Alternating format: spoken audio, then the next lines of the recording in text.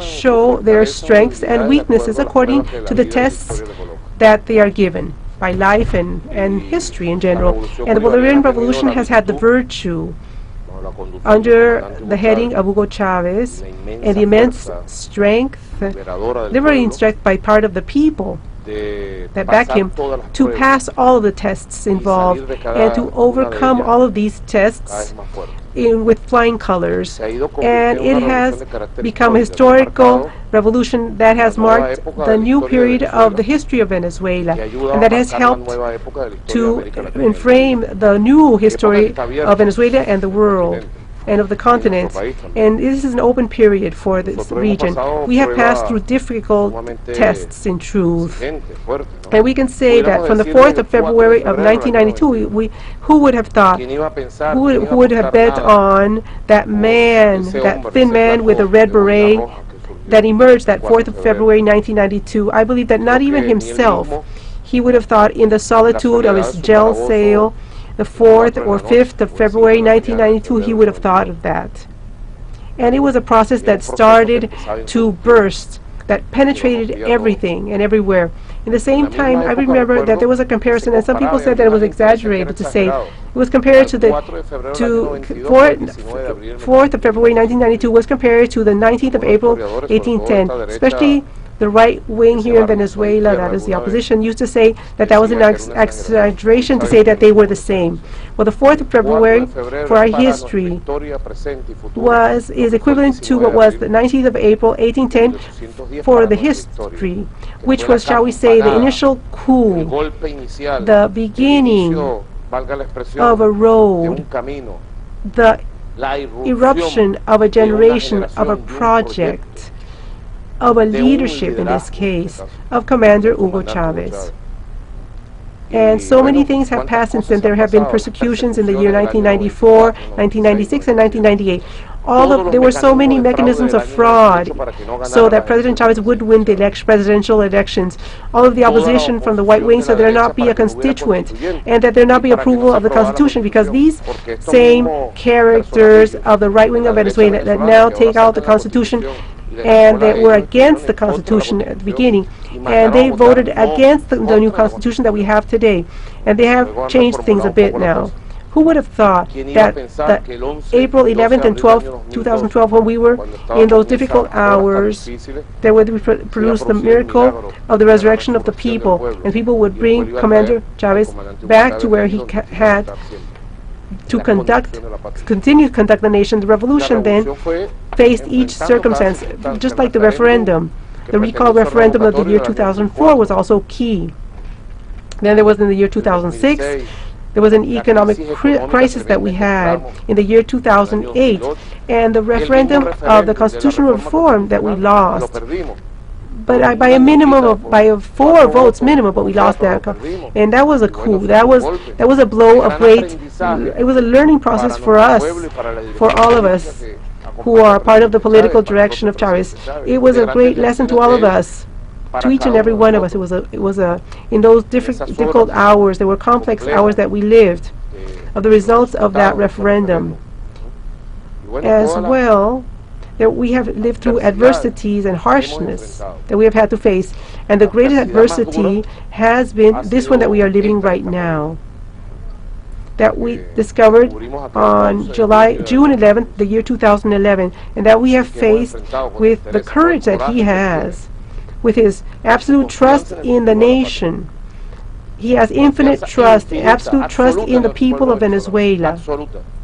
That blind trust that he has. And I could say in all certainty that our people today has the education, the political culture as well, and the levels of organization in order to continue this revolution, at least for the rest of this century. So our revolution today has strength. It is strength. It is strong. It has spiritual strength.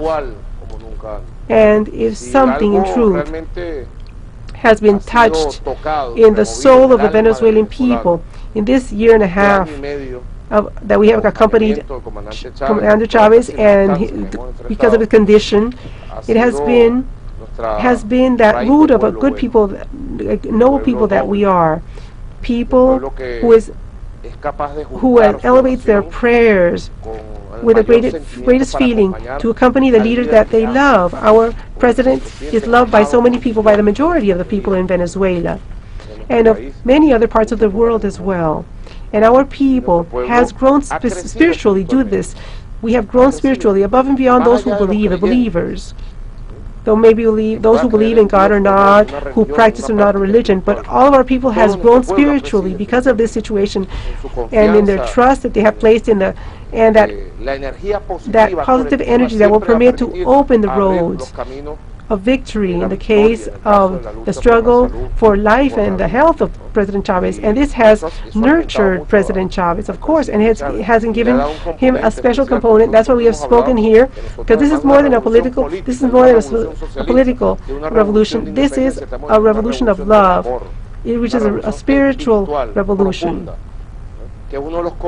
which is a component that Chavez has always mentioned. These are ethical, moral components of a true socialist revolution. Che Guevara also spoke of the new man, of the new woman, and the need that the revolutionary person be elevated due to his or her capacity to be detached, to feel solidarity, to be a true Christian, to be a Bolivarian, to be a true person, and not like that's what the Cuban doctors do in the world that not many people know what they do. These are missionaries in the world that cure a child, for example, that is hungry in Botswana, as well as they go into a jungle into Guatemala to help. That feeling that they have, that only we Latin Americans have, and that we have been able to develop, and which is called socialism. So the Bolivarian Revolution has moral reserves, political reserves as well, in order to grow vis-a-vis the circumstances that it may live. Now, I would like to base myself on a phrase that became a model for you, and that has to do with a certain stigma that socialism has, that is the aspect of efficiency. It's called efficiency or nothing. That was said by President Hugo Chavez, and I ask you then, what are you doing so that this is fulfilled? And to finish with that myth of that has to do with socialism. Well, that is a great task that President Chavez has started.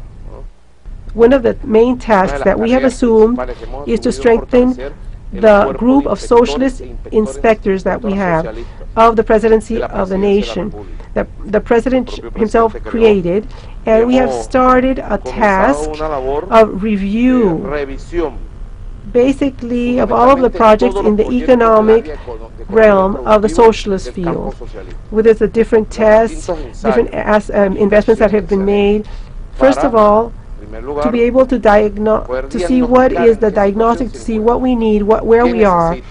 And what we have found is that we need a development plan, and they have to be interconnected. There has to be a network that has to be interconnected. And second of all, we have to have a development plan that corresponds to the time aspect, and it has to bear fruit for the country. Whatever is done has to bear fruit for the country. So these are projects, and now we are going to a new phase of evaluation of the project, socialist, to see how the system works. For example, the integrated public health system works, to see how the education system works. So the president has oriented us to make a global evaluation of the revolution and be able to make the necessary fine-tuning in order to work and make it more efficient. Well, I propose now to make a pause and then come back for the fourth question. Thank you very much. Remember that we are speaking here from Havana, Cuba, with the Minister of Foreign Affairs and Vice President of Venezuela, Mr. Nicolas Maduro. Thank you.